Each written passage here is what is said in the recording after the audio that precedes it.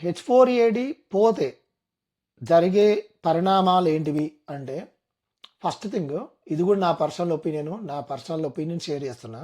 Maybe చాలామంది దీనికి అంటే H4EAD వాడేవాళ్ళు మేజర్గా దీన్ని అపోజ్ చేయొచ్చు.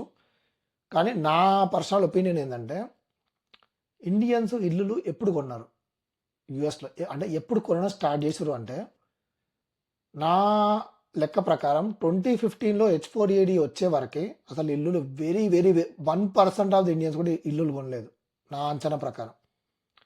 H4EAD వచ్చిన తర్వాత, H4EAD జాబ్ చేయడం స్టార్ట్ చేసిన తర్వాత 2018 వరకు కొన్ని సేవింగ్స్ వచ్చి, అంటే ఇద్దరు పనిచేయడం వల్ల 2018 నుండి ఇల్లులు కొనడం స్టార్ట్ అయింది. More people, okay, percentage of home ownership అనేది పెరిగింది. ఆఫ్టర్ కోవిడ్, ఓకే, అప్పటి వరకు ఇంకా మోర్ ఇద్దరు చాలా ఇయర్స్ పనిచేసి ఉన్నారు కాబట్టి, అండ్ H4EAD ఈజీ అయిపోయింది అందరికీ. మార్కెట్లో మోస్ట్ రీసెంట్ టైంలో కొన్ని సారా గొంజాలిస్ ఆమె ఒక వీడియో పెట్టింది కదా, దానిలో కొన్ని జాబులు పోస్ట్ చేసి దానికి ఓన్లీ H4EAD అని చెప్పి పెట్టారు కదా, అట్లాంటి జాబులు థింగ్స్ ఎన్నో ఉన్నాయి.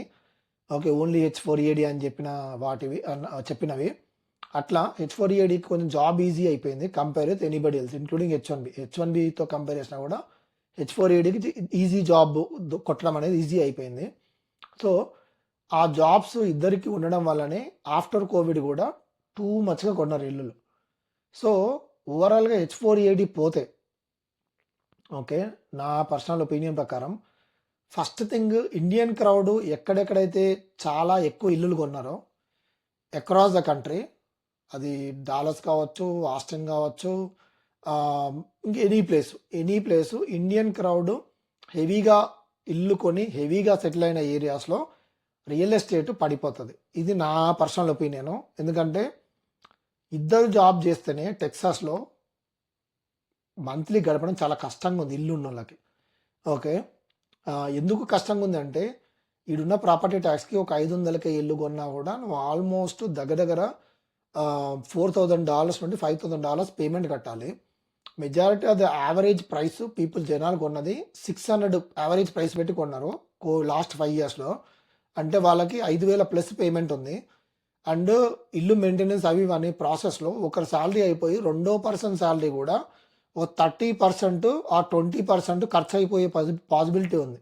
సో ఇట్లాంటి పరిస్థితులు ఉన్నప్పుడు ఒకరి జాబ్ ఊడిపోయింది H4EAD లేక అంటే, వాళ్ళు అదర్ పర్సన్కి వచ్చే జాబ్ శాలరీతో ఇల్లు, పిల్లలు, ఫుడ్, ఎక్స్పెన్సెస్, కార్లు, ఇన్సూరెన్స్లు ఇవన్నీ మెయింటైన్ చేయడం కష్టం. కాబట్టి నా అంచనా ప్రకారం H4EAD పోతే ఫస్ట్ జరిగే థింగ్ ఏంటంటే, ఇండియన్ క్రౌడ్ ఎక్కడ హెవీగా ఉందో అక్కడ రియల్ ఎస్టేట్ పడిపోతుంది అంటే డ్రాస్టిక్గా పడుతుంది అంటే చెప్పలేము, బట్ డెఫినెట్గా పడిపోతుంది. ఓకే, రేట్లు అయితే పడిపోతాయి. ఎవరైతే ఇల్లులు స్టిల్ హోల్డ్ చేస్తారో, H4EAD తీసేసే పరిస్థితి వచ్చిన తర్వాత స్టిల్ ఇల్లులు హోల్డ్ చేస్తారో వాళ్ళకి చాలా లాస్ వస్తుంది. ఎందుకంటే ఆ ఏరియాస్లో, ఎందుకంటే మార్కెట్ పడిపోతుంది కాబట్టి మన వల్ల ఓవర్ ప్రజెన్స్ కూడా తగ్గిపోతుంది. ఎందుకంటే H4EAD వాళ్ళు ఇప్పుడు వాల్మార్ట్స్ ఆర్ హాస్పిటల్స్, స్కూల్స్, డెంటిస్ట్ ఎక్కడికి వెళ్ళినా వాళ్ళే పనిచేస్తున్నారు కాబట్టి వాళ్ళ ప్రజెన్స్ పబ్లిక్లో కనపడదు. కాబట్టి అట్లీస్ట్ లోకల్స్కి కొంచెం ఈ క్రౌడ్ కనిపించట్లేదు అంటే మనకు జాబ్స్ ఉన్నాయనే ఫీలింగ్, అండ్ వాళ్ళకు లోకల్ జాబ్స్ కూడా వస్తాయి. ఎందుకంటే వాల్మార్ట్లో, నేను డాలస్ ఏరియాలో ఉన్న వాల్మార్ట్లలో చూస్తే మెజారిటీ H4EAD పీపులే నాకైతే కనిపిస్తున్నారు. మిగతా వాళ్ళ ఒపీనియన్ నాకు తెలియదు, బట్ నాకైతే ఇండియన్ క్రౌడ్ H4EADలో కనిపిస్తున్నారు. సో వాళ్ళకు కొంచెం ఆ నెగిటివిటీ అనేది తగ్గే పాసిబిలిటీ ఉంది అది జరిగితే. ఓకే, సో ఫర్దర్గా కూల్ డౌన్ అవుతుంది సిచ్యువేషన్. ఓకే, ఐటీ జాబ్లలో కూడా మార్కెట్ వాళ్ళకి జాబ్స్ దొరుకుతాయి. ఎందుకంటే H4EADసే మెజారిటీ ఆఫ్ ద ఫుల్ టైమ్లు చేస్తున్నారు మోస్ట్ రీసెంట్ టైంలో. ఈ నాకున్న ఇన్ఫర్మేషన్ ప్రకారం ఇక్కడున్న అమెరికన్ బ్యాంక్స్ ఏవైతే ఉన్నాయో ఆ బ్యాంక్స్లో మొన్న ఫేస్బుక్లోనో ఎక్కడో కమెంట్ పెట్టారు ఒక అతను, లోకల్ అతను, తెల్లోడు. దానిలో పెట్టిన కమెంట్ ఏంటంటే, డాలస్ ఏరియాలో ఉన్న బ్యాంకులలో మొత్తం H4EAD లేడీసే పనిచేస్తున్నారు అండ్ ఎప్పుడు చూసినా ముచ్చట్లు పెట్టుకుంటారని చెప్పేసి ఒక పర్సన్ కమెంట్ పెట్టిండే. సో అది నిజమా కాదా అంటే నాకు తెలియదు, నేను ఈ బ్యాంక్లో పనిచేయలేదు కాబట్టి.